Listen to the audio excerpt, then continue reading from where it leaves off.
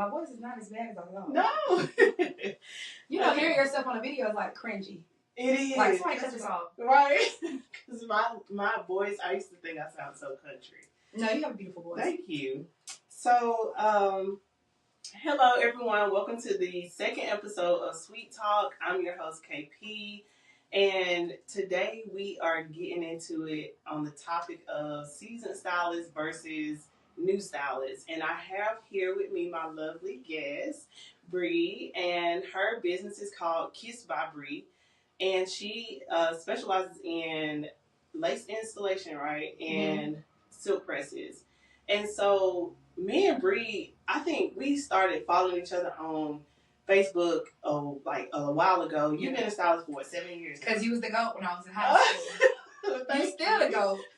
But you had to get an install from KP. I didn't have the coins then, but I still follow. Yes.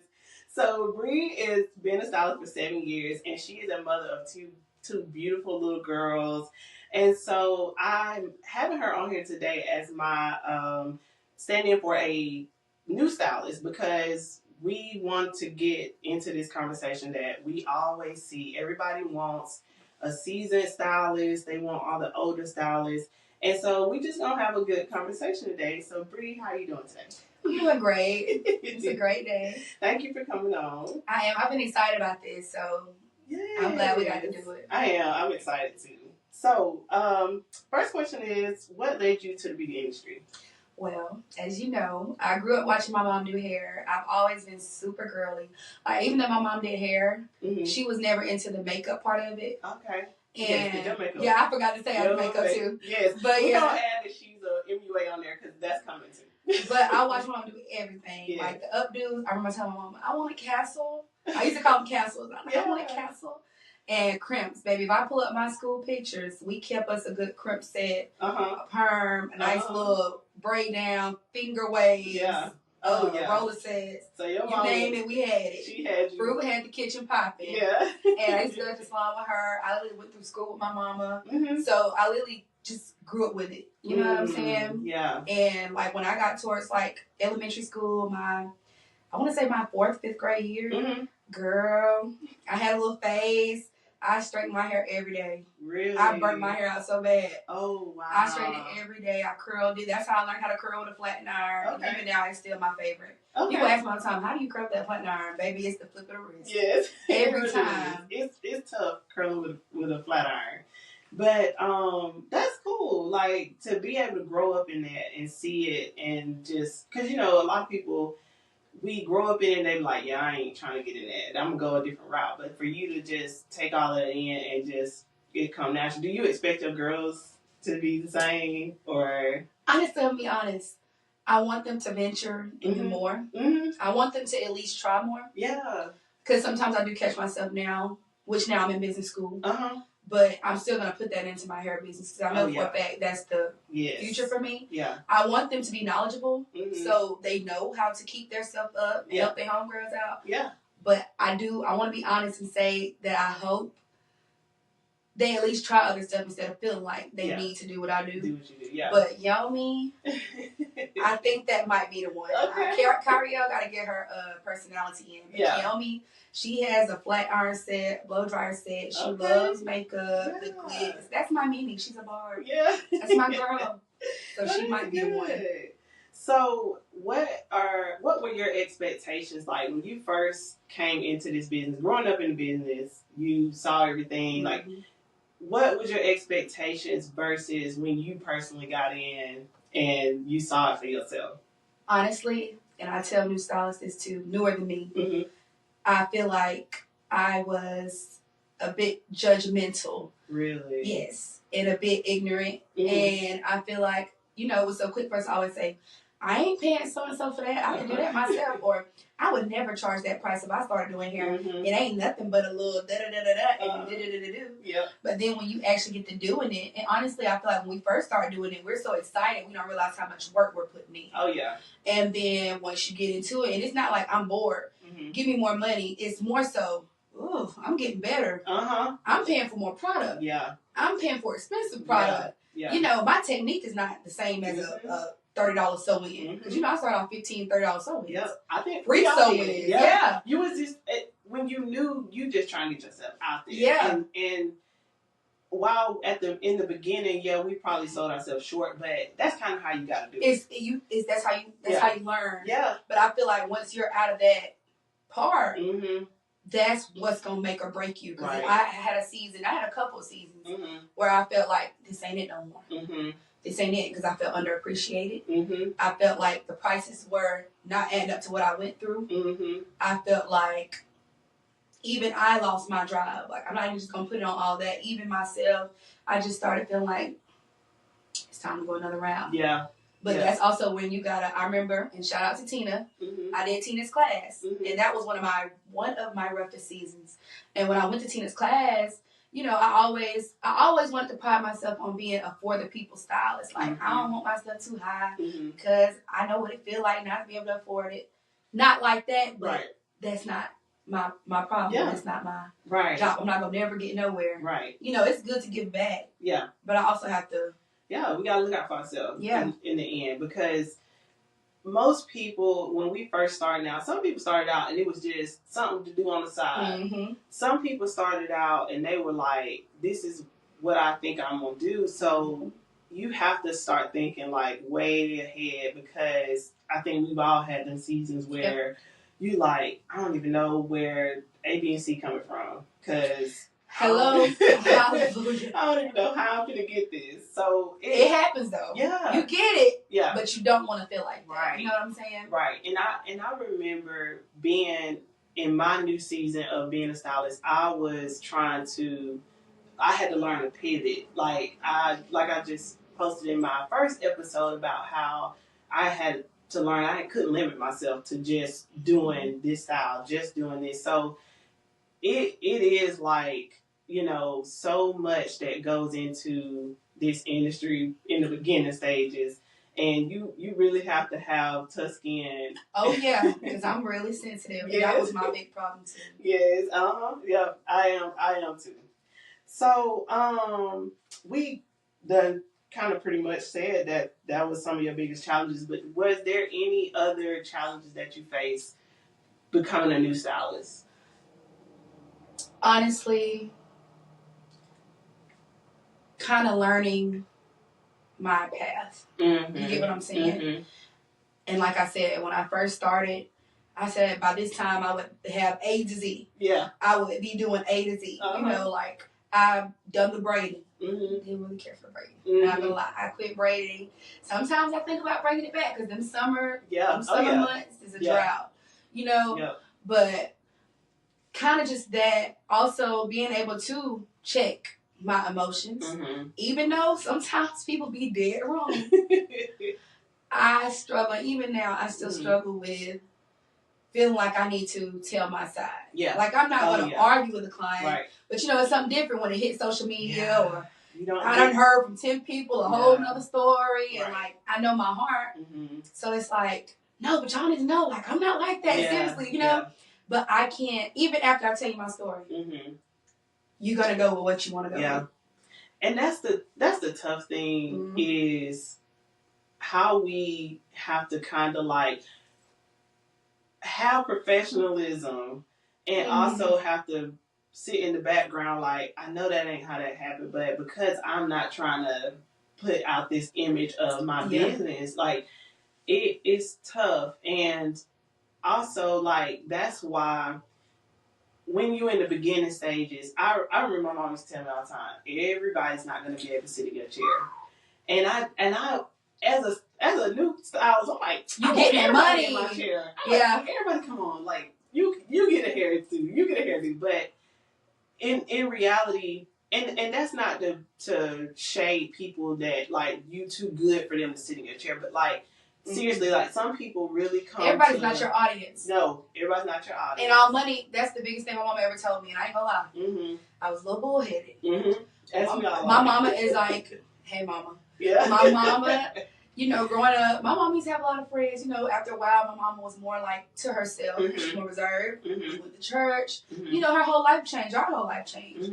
And I was like, she don't got no friends. She just be mad at everybody. That girl don't be knowing what she talking about. She's telling me, Bre, I'll cry to my mama. Like, seriously, people don't realize, like, when you really care about what you do, you take that with you. Mm-hmm. When something don't go right in the shop, I had went home and cried. It was this day. Yeah. I had went home and cried. Yeah. I had went home and whoever I'm with at that moment, like, I might call 5 girlfriends, like, I don't know what happened, or tell me if I'm wrong. I'm trying to, because I have homegirls that hold me accountable, like, girl, you, because they coming from a client perspective, like, what's wrong for that? Yeah, but you know, like with my mama, like especially when I first got started, and I feel like more, and what's crazy is more of the older people tried me than the younger people. Wow. And I feel like it's because I was younger. Yes. So they feel like they can do and say whatever they want to. Mm-hmm. And my mama always raised me so respectful. It was more, I was more timid then. Mm-hmm. And I would just kind of just go with the flow. Mm-hmm. Like I said, be here at so and so time. We have it on time. I didn't make you drop a deposit at that time. Yeah. You show up 30, 40, an hour. Mm-hmm. I had people show up an hour and a half. Yeah. After the appointment started, I was working from home. Yeah. I done already told you the appointment canceled, but you still pulled up. Right. And I'm so, not scary. Right. But not wanting to upset you or look bad when you go on social media. Right. That I still do it. Mm-hmm. Or you came in and you knew you were supposed to come, like, either washed or paid for a wash. Because at this time I was young and I was still at home. Right. You come with a head full of gel and tell me just to brush it out. Or, hey, you could just wash me in your seat. Who said I wanted you in my mama's seat? Yeah. You know what I'm saying? Yeah, or all around my mama's house. Yeah, because I remember when I was doing hair at my house, I didn't wash either. But it was times I'm like, I gotta wash. And I was in school. But my grandmama she wasn't on that either. Like, and it's different when you're prepared. Like, truth be told, when you're doing hair at home, when you're doing hair at home, I gotta clean the house up. I was a student at the time. I got 3 other siblings. Yeah. I gotta make sure my mama don't play that. We weren't dirty. Yeah. But you know how your mama do. Your mama make you clean the whole house and then turn around and say, "Excuse the mess, y'all." Yeah. My mama didn't play that. So I gotta make sure my mama house is up to par before I can even wash her hair. So if I reserve this certain room, right? And then you talk about, well, you can just put me in a sink. How you know we ain't got dishes in the sink, Miss Mamas? You can't just come here acting like that. And I remember crying to my mom, and I'm like, basically, I don't feel like they respect me. I don't know. And my mom used to tell me, Bre, all money ain't good money. Mm-hmm. Every client is not your client. Mm-hmm. And I was like, this why I don't like talking to her. But I swear it took me to my pregnancy with my daughter. Mm-hmm.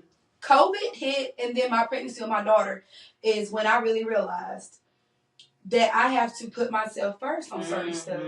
Because yes, we do cater to the people. We are for the people. And without the people, there would not be any of us as far as business. Yeah. But at the same time, you have to respect the help. Yeah. The same way y'all say, don't treat the maid like that just because y'all ain't got no, stylist that y'all just got on payroll. Right. I follow you everywhere you go now. Right. And we're human and we have feelings. Yeah. And a lot of the time we do have to bite the bullet. Yeah. I could bite the bullet a little more. We learn. But it's hard. And we're learning. I'm only 23. We're learning. Yeah, we learn. And I think, so going into my next question is, I think that with social media now, because I'm sure, back then it wasn't as big as it is now. So it's so much easier now to see all of the things that happen with, everybody calling, new stylists, this and this and that. Mm-hmm. And so what would you say as far as just being in this industry, branding and putting yourself out there more, and also people understanding that when you start out, you gotta start out somewhere. You have to. And everybody may not start out in the salon. So if you're a new stylist, you at home, this is just what I've always felt like. It's okay for people to be at home doing hair. Yes. If you're not, let's set the record straight first. We live in Georgia. Rome, Georgia at that. You do not have to have a license to braid. Yeah. You do not have to be a braid. If you're a braider, you do not have to have a license. You ain't. Or sewing's either, if I'm not mistaken. Yes. Anything that does not require chemical, you do not have to have a license. And hot tools, honestly. Okay. But yeah. Technically, you can get that sewing without the style. But yeah. Right. So if you're at home as a new stylist, I will say this though, create a space, a comfortable space. A comfortable space. It could be a little corner, literally, and just create that space to where your clients feel like they not in the house, but they in the house. Yeah, and just making that how it is. Because here's the thing. And I'm sure you probably can vouch for this because if you're in school for business, your marketing and branding is everything. Yeah. I have been places where they marketing and branding, the way that it is, it would make me think they was in a salon. And when I got there, I'm like, oh, you been in your house? Branding like this? Like, that's what sells. And if you're okay with being in the house, as long as it's, comfortable, you don't feel like you're in danger or whatever the case is, there is a certain respect level too when you go into people's house. Like I've actually seen where people now are taking people like ID before they book if they home based stylists. I see it, and I honestly agree. Just like some of the waivers. Yeah. I hate to say it, but it really comes to that sometimes. Yeah. It really comes to that sometimes. I feel like we're in a smaller city, so it's not as bad. Yeah. But yeah. Because like I said, okay. Speaking of.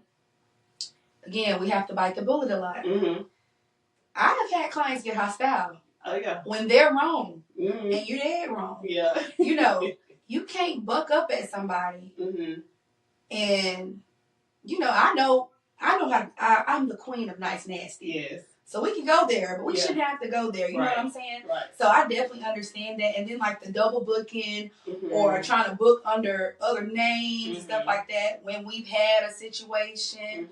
For that reason, I could definitely see why the ID is needed. Yeah. And I think what is it? Is it Mitch? The one that, you know what I'm talking about? The one that be with Santana? Oh, I think he does that. Really? Okay. Yeah. Because, it's needed. And one thing I know that the people probably that I always see, that people always ask is why the policies and all the rules and stuff like that. And I believe it's necessary. I do believe sometimes though. I've seen some that's like, okay, that's a little too much. Rome has some of the lightest policies out of all the cities in Georgia. Oh yeah. Y'all will brag and rave about going to Atlanta. Them girls, $200, $300, $500 wig installs must come with your hair wash. Hair still need to be dropped off to Atlanta 3 days in advance, and y'all do it. I done seen girls, you need to bring me breakfast if you my first appointment. Yeah. If you late, you gotta pay something. Yeah. And y'all still run up there. Y'all come in there, them folks don't acknowledge y'all, they talk to y'all bad, don't text you back, won't give you the address. And y'all will still go down there and get on Snapchat and say, I just went by da-da-da-da. But then when y'all come to y'all home city with the people y'all grew up with and the people that actually, if you text me and say, hey, I got to go get Man from the school at 3:30. I know we said 3:45, but I'm going to be 10, 20 minutes late. And we say, go ahead, girl, pull up. Let one little flyway be wrong. KP messed my hair up. She messed my hair up. My hair don't look like so-sos from across the street. I feel like, and it's not even just clients. I feel like we do that in our regular life too. I feel like we get down harder on the people that we know and that we're closer to than we do on the strangers. So the policies are needed. I went a whole year without deposits. You know how much money I lost? And here's what I've always said. If let's for example, let's say I didn't have in my policy that I charge, let's just say $20 for curls or whatever. And so you ask for curls, and I say, okay, that'll be extra $20. And then you'll say, that wasn't in your policy. So there is a way to kind of like condense the policies, but it's needed because we clearly have had experiences with people that or things that has happened that we have to have policies in place. And it's for the betterment of our business, for ourselves, and for them. Clients. Yeah, it's for them. Yeah, because if we don't have a late policy that you can't be past 15 minutes late, and then every client coming in when they want to, we don't have a problem. And the secret is, I don't even Don't take advantage of this, y'all. I don't even put a late fee on anything unless you just OD. No. Yeah, no. Now, I don't. I say 15 minutes. Yeah. Or it's a $20 fee. Mm-hmm. You show up 20 minutes. I'm not gonna say, oh, you know it's $20 because you're still behind. And come on, yeah. And not even that, but I mean, stuff. I'm a late person myself. Yeah. Honestly, you know, stuff happens. Yeah, yeah. And if I pull up late, yeah, I'm gonna tell you. And I feel like I put myself to the fire more than y'all. Mm-hmm. I will pull up late. I'm owning it. Yeah. If I pull up late, I'm gonna tell you like, hey girl, I'm gonna take $25 off. Yeah. I apologize. Yeah. Or I might tell you, oh, I'm going to do this for you for free. Mm-hmm. Or next time you come, girl, your wash going to be on me. Mm-hmm. But most of the time, like, if you don't, you know what I'm saying? Right. Like, however I can accommodate in whatever situation, right. I'm always going to accommodate. You know what I'm saying? But, like, me just, like, adding stuff on, no. Yeah, no. I don't believe in the late fee either. Like, it... Because the booking site really, if your booking site is correct and, like, laid out the way it's supposed to be, I might need to organize mine more just for the services. Yeah. But it's pretty blunt. Yeah. You know, what's there is what's there. Right. You know, and as far as like the late fees, again, like you said, you just need to be on time or as close to on time as you can. Because if I was late doing your hair for an event because somebody else showed up before you, you would want a discount. Right. So how is it fair to me to give the next girl after you a discount because you were late? Yeah. And I'm just out of $20? Out of $20. It at some point we're gonna take the loss. Yeah. And I have learned to, like, you have, like, boundaries with that. Yeah. It's hard telling somebody, hey, I can't take you, girl. It's 15 minutes past. I'm so sorry, but it's going to run to my next one because we have to think about the client after them. What if they got something planned? And I'm telling them. And sometimes we have plans. We have plans. People forget that stuff. The same events y'all be going to. We're trying to get there too. We be trying to get, it's a parade in our city. We be trying to get there too. Yeah, we trying to get there too. Or when y'all kids have proms or dances or events, graduation. We try too. Our cousins and stuff too. Right. So I 10 by 10. Yeah.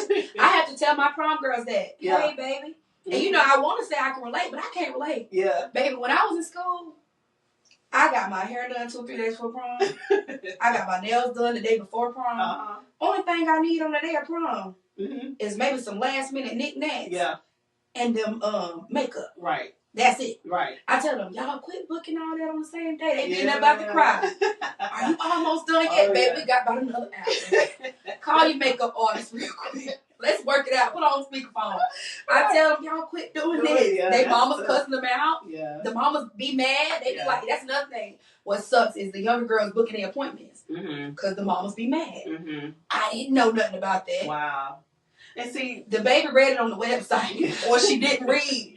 But Mama, I'm telling you, please don't get me. Yeah, and you know, I guess with new stylists, a lot of it now. I gotta give it to these young girls. They doing their hair, makeup, nails, everything, and it's amazing. Like, I went to an event at the middle school, and I'm looking at all the girls now. I'm like, what did your nails? They don't play, and they like, oh, I did that. Like, just and so I admire it. So I'm knowing now, like, a lot of the young girls are getting into hair, whether they're doing it because they want to or they're just having fun. But a lot of them are getting into this industry, and that's the thing. Is like they just now it's young girls doing young girls' hair, so they don't really have no time frame. They just doing it out the realm. Like, it ain't no structure to it. So I feel like eventually it's gonna affect the beauty industry. Yeah. And I know it sounds weird, but I'm not gonna lie. Yeah.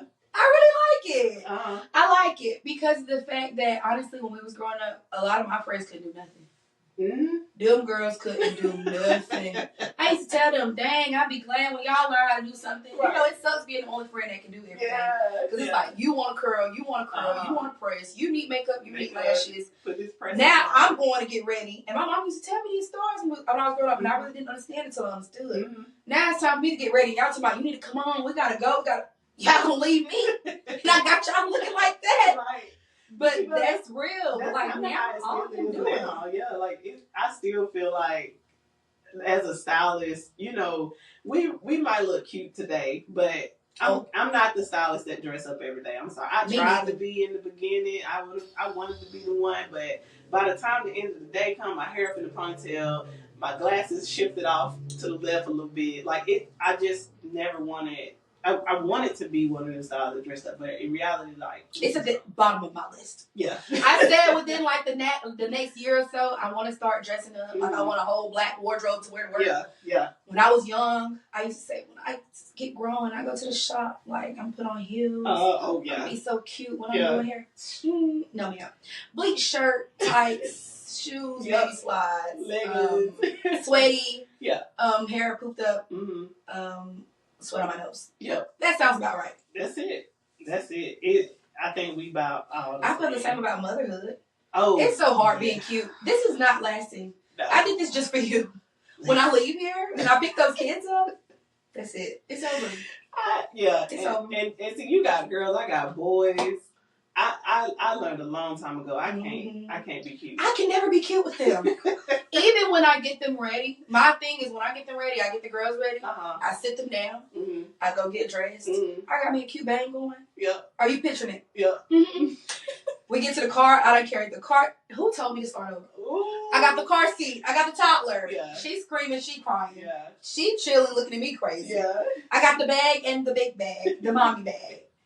The toy that Kiyomi needs, her iPad. We don't put all this in the car. Can't forget the iPad, or it's a bad day. And now everybody's in the car. Yeah. And guess what I got? Yep. A hello. Yep. Yeah. It's gone. So you know what I have to do then? A ponytail. Hey y'all. Makeup, sweaty. Yeah. But your kids look good. So but that's all that matters. This me right here. Yeah. That represents me.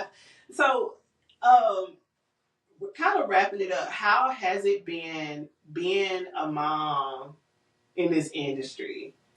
And it is tough. Like you want to show up everywhere, but in reality, you just can't. I can't. But my kids come first. Right. And my mental health comes first. Yeah. So when I say that, like I said, it takes me back to when I was pregnant. Each pregnancy I had, I worked all the way up to my 8-9 months. Yeah, because we don't have paid. And I wasn't doing short days. Maternity leave. Yeah, we don't get maternity leave. Yeah. I got to keep my name still buzzing while I'm going. You know, I try to take no more than a month off. Right. Every baby I had a C-section, my first baby. Wow. You know when I went back to work? When? 3 weeks after. Wow. 3 weeks after I had my C-section. I wasn't even all the way walking around. Couldn't even really like bend and move the way I needed to. Oh it made me feel good. Yeah. Because I needed that to get back up. I was depressed. Yeah. You know, after I had my babies, well, my first, I was. Yeah. And that's another thing people don't think about. Like I said, I was in a really bad place after I had Kiyomi. Yeah. Honestly, that was an emergency C-section. It wasn't planned. And like I said, even you understand that, they're going to cut me open to take the baby. Right. But you don't understand how much that puts on your body. Right. You know, and the body's different when you get done. I don't even feel the bottom of my stomach. So, you know, when I'm at the work, it made me happy. Yeah. But at the same time, you know, people act like they care. People don't care. When you coming back, girl? You doing all right? Yeah, or even when you do come back, maybe I might have came back too fast. But if I cancel the appointments I have and let y'all know, like, I thought I could handle it, I'm not able to handle it, guys. It's y'all so unprofessional. Yeah. You know, it's like you don't get a break. But what I did realize is, like I said, I hate to say it and not to hold a grudge, but all that leniency that I had with y'all for y'all stuff, please believe me when I say, don't expect anything that you don't give me back in return. You get what I'm saying? Right. Because like I said, we all know that COVID's going around. Right. RSV. Yeah. Again, sometimes you just have days with your kids when they just ain't cooperating. Yeah. I done got to a point, ask my mom. I used to, anytime I was sick, I'm no good to the world. Once I had kids, I really realized that life is not about me no more. My life is not my own. Yeah. So I don't cancel appointments unless my kids are sick. Yeah. Same. Because who's going to keep my kids? Yep. Those are my kids. Yep. My mama worked. Yeah. My boyfriend's mama, she works with her mama. So, you know, who's going to keep my kids? Yep. Me.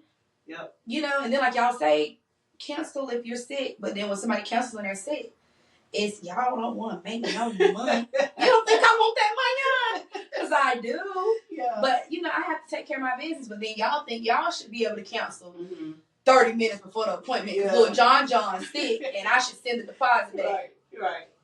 Yeah, it's tough. It is tough because, like, again, you want to show up. You don't want to be called unprofessional, but at the same time, like... And I don't want to let you down. We don't want to let nobody down. Yeah, I really don't. I like being able to be reliable, but I think that, you know, being able to have boundaries is a big thing, and making sure that you take care of yourself, because we don't take care of ourselves for ourselves, but more so for our children, our family, and for our clients, because y'all want us to be healthy and in a good present, for the moment. In a good mental space. Right.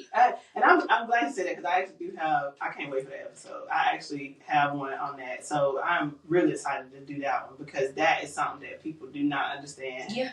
So to wrap it up, because we don't want to run over our time, what is one piece of advice that you would give to a up-and-coming stylist? I'm a bunch them together. Yes. Because I know it's a lot. That's hard I want to say, first off, again, create your boundaries. Mm-hmm. Have fun with what you do. Mm-hmm. Give yourself time to progress. Yeah. Respect the ones before you. Mm-hmm. Only because of the fact that just because, like I said, I feel like new trends come every so often. Oh, yeah. So whenever you step in the game, you usually become really good at that new thing. Yeah. So don't get that new thing and think, hey, they ain't mess with me. They ain't mess with me. You know, I'm better. Because when your season is over, and that next batch step up, it's who they think they is. You know, no, you catch yourself in a down season, like. Yeah. And let me say this: every stylist, if you say you ain't never been like that, everybody has. Everybody has. And like I said, I feel like the older stylists do compete with the younger stylists on certain things.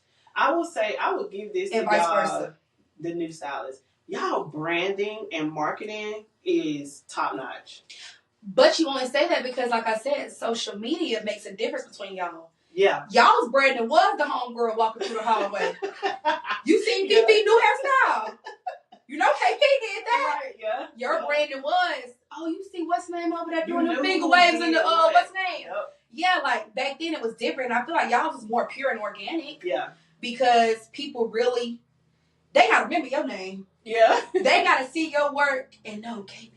And find you. Yeah. You know, with us, I feel like it's so easily accessible and it's all social media. Yeah. So, Bre, where can, if anybody want to book an appointment, they want to find you, they want to get in contact with you, if somebody that's new and wanted to, like, work with you, where can they find you? Y'all can find me on Facebook at Kiss by Bre, Instagram, Kiss Me Bre Ann with 3 E's. I think it's 2 E's. 2 E's and 3 N's _ and Snapchat at, what is it?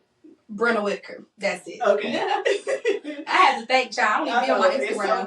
It's so many. But boy, what? I appreciate you for coming. Thank you for having me. This was fun. This was. I'm so excited for the rest of this. And I'm definitely doing part 2 of this with a more seasoned stylist. So I'm ready to see that. Yeah. I know. I'm excited. So hope y'all tune in. Thank you for watching. And make sure you like, share, subscribe, comment, join in on the conversation. If you've had any experience, whether it's good or bad, with a stylist, leave it in the comment. I think I'm gonna try to add like an email for people to send in like anonymous like stories, because I want to add them in too. So thank you for watching, and I hope you guys enjoy this episode.